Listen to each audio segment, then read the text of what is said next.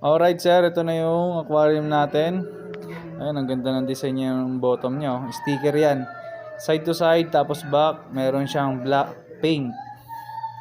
Ayan siya. Ang sukat pala ng tank na ito, 48 by 18 by 13. Yung lapad niya 18, tapos yung taas niya 13.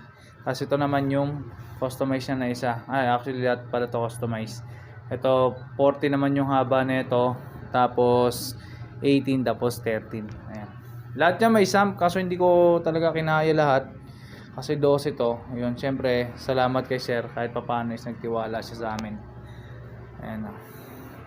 Habol ko yung 5 sump niya, tapos papahabol ko na lang yung 4 na aquarium kasi 12 aquarium to, tapos 12 sump. Yon, syempre salamat sa inyo mga tropang pet. Lagi tayong mag-like, share and subscribe sa ating YT